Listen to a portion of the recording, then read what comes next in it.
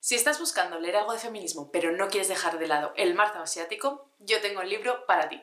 Bienvenida a Coleccionando Marcapáginas. Yo soy Yatis y hoy vamos a hablar de ¿por qué te empeñas en sufrir así? ¿Por qué te empeñas en sufrir así? Es un libro publicado por la editorial Huarang, que es una editorial argentina, y traducido por Sunme Yoon, y que reúne 3 relatos de, como dice su subtítulo, pioneras en el feminismo coreano.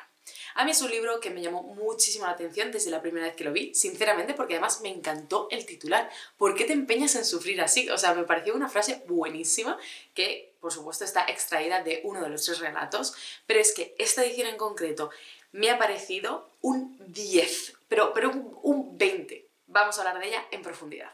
Lo primero que quiero destacar son los 2 prólogos que lo anteceden y que nos hacen meternos un poco tanto en el contexto histórico como un poco en la biografía de cada una de las autoras. Entonces siento que aunque en parte te desvelen datos de los relatos, normalmente estas cosas que entran en profundidad pues te acaban haciendo un pequeño, digamos, spoiler de lo que van a contarte luego los relatos, pero creo que lo que te aportan es sacarle muchísimo más jugo a ellos, porque van a el detalle, van a cosas muy específicas y a explicarte el porqué de ello. Y para mí lo que aún lo hace más especial es lo que os comentaba de las biografías.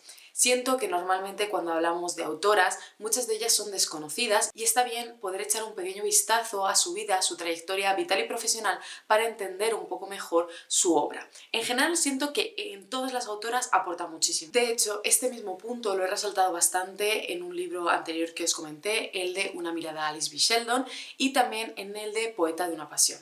Al final son autoras que quizá para el público general no son tan conocidas, y en concreto estas es que ni para el público coreano, porque fueron mujeres que aunque en su momento sí fueron reconocidas literariamente, se olvidaron de ellas deliberadamente. Entonces rescatarlas del olvido incluye también hablar de quiénes eran ellas como personas. Siento que es algo súper enriquecedor y que a mí me encanta. Además, el primero de estos prólogos también nos aportan unas pinceladas sobre historia de Corea que quizá no estamos tan familiarizadas, no solo sobre historia política, sino también historia del pensamiento y filosófica, es decir, en qué se basaba la sociedad coreana en la que ellas nacieron y crecieron, y cómo libros occidentales como Casa de Muñecas supusieron un antes y un después tanto en la literatura como en el feminismo en Corea. Las 3 autoras, Kim Myung-sung, Na Hye-sok y Kim Il-hyuk, nacieron el mismo año, en 1896, al final de una larguísima dinastía, la dinastía Joseon, que había durado 500 años y cuya filosofía de vida era el confucianismo, que estaba muy fuertemente ligado con las jerarquías, con el hecho de que cada uno ocupa su puesto en la creación, en el universo, y tiene que ejercer ese papel para que haya armonía social. Lo más importante de todo es la armonía social, que la sociedad en conjunto esté bien y tranquila, y luego ya la libertad individual pues no le importa a nadie, porque si tú miras por ti, por tu libertad y por tus deseos y por tu individualidad, entonces vas a acabar afectando al bien común, y eso es lo que no puede ser. ¿Cómo os podéis suponer el papel de la mujer en una sociedad influenciada por el confucianismo? Era básicamente el de madre de los hijos del señor y cuidadora de todo el mundo, básicamente cuidadora de su familia política, porque cuando una mujer se casaba pasaba a ser propiedad de la familia del marido, es decir, pasaba a servir y atender a sus suegros, a cuidar a la familia de su marido, no volvía a tener relación con su familia, y los hijos nacidos en ese matrimonio se consideraban ya propiedad de esa línea paterna, es decir, la línea materna se iba disolviendo.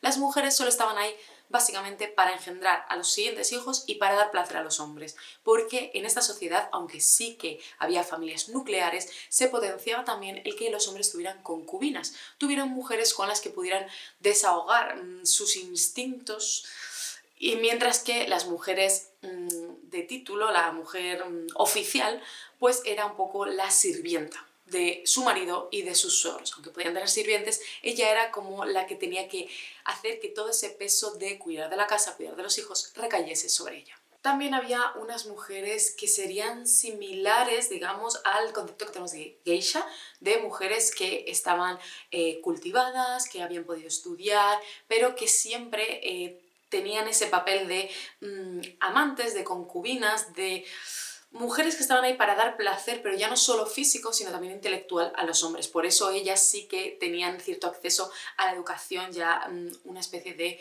cultura más refinada. Son las Gisen, y como digo, era un papel muy concreto que solo algunas mujeres tenían. En general, la mayoría de mujeres no tenían acceso a la educación. Sí que es verdad que el coreano se escribe en Hangul, que es un alfabeto que fue diseñado por el rey Sejong para ser capaz de escribir el idioma coreano no en ideogramas, como por ejemplo sería el chino o el japonés, de hecho hasta entonces se utilizaban las letras chinas, sino para poder transcribir fonéticamente, porque como he dicho es alfabético, es como el nuestro, hay una A, una B, una C, digamos, ¿no? Es una transcripción directa de los sonidos para poder transcribir y que todo el mundo pudiera aprender a escribir, que fuera más sencillo que tener que estudiar duramente para aprender un sistema de escritura mucho menos intuitivo, como es los anteriores que hemos mencionado de pictogramas. Entonces, en este caso, lo que hizo fue democratizar la cultura y es verdad que gracias a eso muchas mujeres pudieron aprender a escribir, pero no por ello pudieron desarrollar una cultura, una literatura propia. Sí que es verdad que hay textos más antiguos que ellas, que son los llamados textos de las habitaciones de atrás, que eran textos de mujeres que básicamente solían hablar de su día a día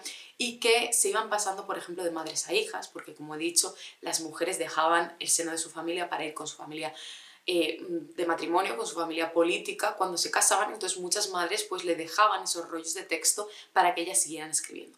Pero era más como una cosa íntima, no estaba hecha para ser leída por todos. Y estas mujeres, en cambio, sí. Ellas escribieron para ser leídas, ellas escribieron para ser reconocidas y que sus historias transmitieran algo, transmitieran un mensaje. Una cosa que me resultó muy llamativa es como todas las protagonistas de estos relatos tienen nombre propio, cuando hasta entonces la tendencia era a nombrar a los protagonistas únicamente con una inicial, porque es como que no fuera importante quién eran ellos, sino la historia que estábamos contando. Como hablábamos un poco de la sociedad en contra del individualismo, pero ellas no, ellas le dan un nombre. ¿Por qué? Porque quieren que sepan que son personas individuales, propias, con sus deseos, con sus problemas, con sus objetivos, pero son seres humanos. Y este va a ser el gran mensaje revolucionario que defenderán estas mujeres, que las mujeres son seres humanos. Este es el mundo en el que nacieron las tres, que no solo comparten año de nacimiento, sino también un trágico final. Así que vamos a hablar de ellas una a una y analizando también sus relatos. Vamos a empezar ya con los relatos y el primero se llama La niña misteriosa de Kim Myung-sun. Myung-sun, la autora, fue la hija de una concubina de su padre, es decir, era una hija ilegítima. Por culpa de esta situación de nacimiento, ella, digamos que ya lo tenía todo en contra. Aún así, fue capaz de ir a estudiar a Japón, donde un profesor la violó. A raíz de esa situación, de la que por supuesto se le culpó a ella, nunca pudo casarse. Aún así, consiguió cierta notoriedad entre los círculos literarios de los coreanos exiliados en Japón o que estaban viviendo en Japón y posteriormente cierto reconocimiento entre ellos por este relato. Este relato, que es muy interesante, critica cómo prácticas como el concubinato podía acabar con una familia. En este caso nos encontramos con una joven y un abuelo que han aparecido en un pueblo de Pyongyang. Recordemos que estamos en 1920, aquí aún no se han separado las dos Coreas, Pyongyang y Seúl son dos ciudades del mismo país. O sea, aquí no hay Corea del Norte y Corea del Sur, es todo Corea. Y esta historia en concreto está situada en torno a Pyongyang, es decir, está situado en lo que ahora sería Corea del Norte, pero para ella será Corea, sin más. Entonces, hace unos años que aparecieron esta niña y este abuelo y nadie del pueblo sabe realmente quiénes son. Sí que es verdad que les llama la atención que la niña sea como súper guapa, como mucho más hermosa, y tampoco entiendo muy bien qué relación tienen con ese señor, ¿no? ¿Quién es?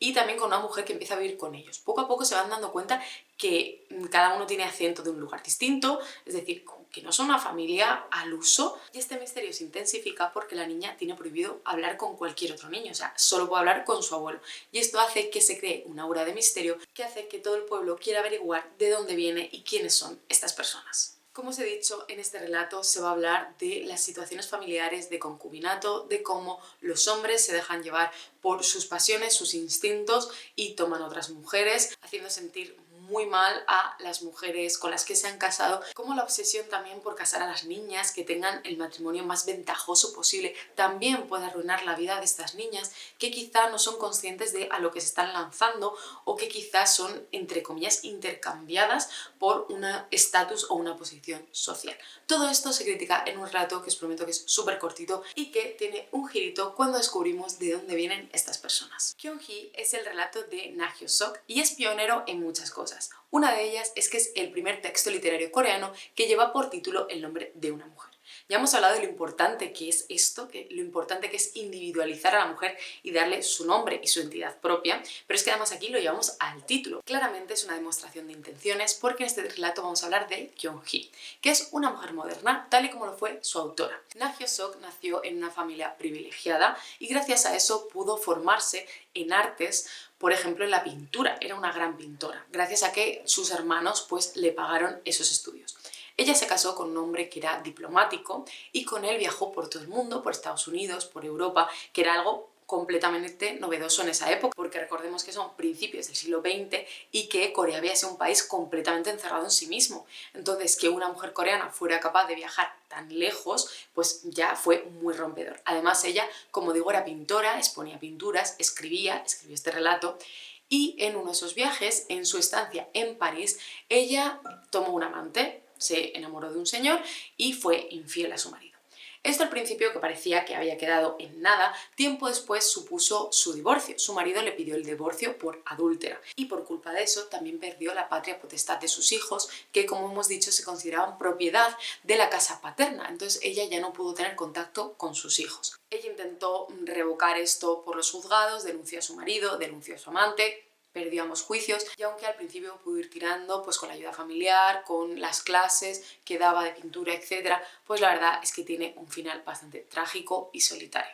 Y muestra lo que le podía pasar a las mujeres que se salían de los cánones, mientras que los hombres podían ser infieles no solo en secreto, sino públicamente, podían tener concubinas y amantes tranquilamente y se incentivaba eso. Que lo hiciera una mujer se veía como lo peor, el final, porque además ella hablaba de sus deseos sexuales, pero vamos a ver, ¿cómo va a hablar una mujer de eso? Una mujer no tiene eso, solo está para satisfacer los deseos sexuales de los hombres, no tiene propios. Y ella fue muy rompedora, pero al final esto acabó con su vida. Este relato, digamos que reúne toda la filosofía de lo que era ser una mujer moderna en Corea, una nueva mujer, la nueva mujer que llegaba para revertir la situación de las mujeres de Choson, las mujeres antiguas, y que venía a ser un individuo propio, a reclamar el hecho de ser un ser humano. Es una historia muy sencilla, que básicamente es Kyung-hee teniendo conversaciones con otras mujeres y poco a poco, a través de esas conversaciones, se deja ver cuál es su visión de cómo tiene que ser una mujer, y que tiene que ser una mujer formada, que tiene que ser una mujer que no se case simplemente por casarse, sino que se case por amor, no por cumplir, que sea una mujer que persiga su carrera o que persiga su conocimiento personal, pero también que sea una mujer que no deje de lado las tareas del hogar, porque se consideraba que una mujer tenía que ser válida en todos los sentidos, no por estudiar voy a dejar de saber cocinar o voy a dejar de saber coser, lo voy a saber hacer todo, voy a ser aún más completa. Es un relato en el que se muestra eso, que se aboga por que las niñas vayan a la escuela, por no criticar a otras mujeres que no tienen formación o que sí tienen formación, o considerar que las mujeres que tienen formación miran por encima del hombro y que nunca un hombre va a querer una mujer más lista que ellos, etcétera, etcétera. Lo resumen muy bien en el prólogo, dicen que es una especie de decálogo de cuáles son las características de la mujer perfecta, de la nueva mujer perfecta, y creo que es muy así. Como relato, ya digo, no es tanto como que sea apasionante el relato, sino que me parece un muy buen retrato de lo que ellas querían ser, de esa nueva mujer feminista que reúne muchas cosas que hoy en día nos parecerían súper normales, que en ese momento tuvieron que pelear arduamente por ello, y algunas de esas cosas aún tenemos que pelear por ellas. Y el tercer relato y la tercera autora es Despertar de Kim Il-jok, que es el seudónimo de Kim Won-yu. Esta autora tuvo una vida, digamos, de una clase más media. Sí que es verdad que se casó con un hombre bastante mayor que ella, sí que es verdad que pudo formarse en cierta medida y tener relevancia literaria. También es verdad que fue una mujer que se divorció varias veces, que es algo muy extraño, sobre todo que se divorciara y que ella volviera a casarse.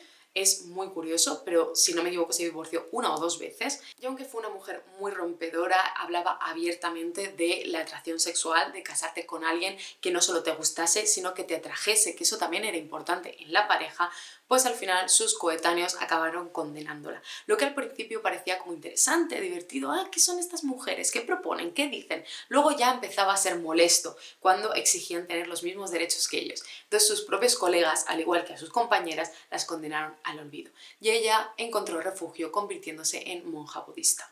Despertar me resulta muy interesante porque es el primer relato escrito desde el punto de vista de una mujer divorciada en Corea, que ella habla en primera persona, siendo una mujer divorciada, de qué ha ocurrido, de cómo ha sido su matrimonio y cómo ha sido su divorcio. Está escrito en forma como de carta a una amiga, en el que se sincera sobre cuál ha sido su situación. Y, por ejemplo, sirve muy bien para retratar cuál era el papel de una mujer casada. Habla mucho, pues eso, de cómo tenía que servir a su suegra, de cómo se le exigía perfección, de cómo se le exigía aguantar todo por su marido. Y en este caso su marido se ha ido a estudiar a Japón y la ha dejado sola con su familia paterna, y ella pues tiene que aguantar el maltrato de ellos por los pocos días que ve a su marido y por la esperanza de que volverá y ya podrán formar su propia familia y podrá tener un poco más como de relevancia al ser la madre de los hijos de él. Por ahora no tienen hijos, entonces sigue siendo un poco pues la chacha, digamos, ahí está, una molestia. Y cómo todo esto cambia cuando él repentinamente, sin que ella se lo espere, le pide el divorcio. Pero es que le pide el divorcio significa también que le echa de la casa, y en ese momento ella está embarazada. Entonces tiene a su primer hijo, lo deja con la familia paterna y ella se tiene que ir con lo opuesto y volver con su familia materna con la vergüenza que eso supone de mujer divorciada. Y cómo ella defiende aquí que la única manera de salir de esa condena vital que es que tu marido se divorcie de ti es formándote, es estudiando y es buscando tu propio camino. Es un relato muy empoderante que además me gusta un montón cómo se nota lo que está escrito al principio, cuando está muy reciente el divorcio, cuando aún sigue enamorada de su marido o justificando a su marido, y cómo hay un texto que está ya escrito muchos años después, que ya es como la reflexión de mucho después de qué pasó, ¿no? De, vale, hace ya 10 años que me divorcié, esto es lo que pienso ahora. Se nota la forma de hablar mucho más madura, el vocabulario mucho más rico, la sintaxis mucho más compleja. Al final se nota que ella ya es una mujer cultivada y que sus reflexiones son mucho más profundas, mucho menos sentimentales que la primera parte. Entonces, creo que eso es brillante por parte de la autora, que veamos esa evolución no solo de palabra, en plan, han pasado 10 años, sino también en la forma de escribir y de expresarse de la protagonista. Ella también habla de ese sentimiento de la maternidad, ¿no? De yo he sido madre de este hijo, que no he podido ser su madre, y lo entiendo, no voy a ir a buscarle porque le voy a poner en problemas, pero si él quiere venir, yo siempre voy a estar para él. Pero al final yo tengo que seguir mi camino y no puedo vivir dependiendo de ese marido, de si él quiere volver conmigo, o de ese hijo de, oh, quiero ser su madre, sino que soy más que mujer de y madre de, soy individuo propio.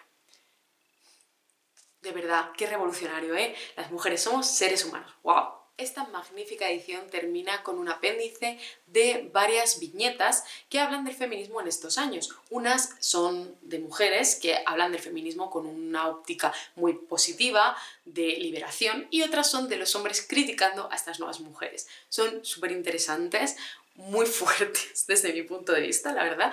Están muy bien y creo que son el broche perfecto para este libro, que es maravilloso. Como podéis suponer, este es un libro que me ha gustado muchísimo. Le he puesto 5 estrellas porque me parece que es una lectura fundamental, que es súper importante aprender de dónde venimos y dónde vienen las literaturas de otros países, porque al final creemos que todo es igual, que en todos lados se ha desarrollado igual la literatura, la capacidad de las mujeres para escribir, los problemas de los que hablan, y no es así, y creo que es muy enriquecedor. Este libro creo que es imprescindible para todo el mundo en general y para quien esté interesada en la literatura asiática en particular.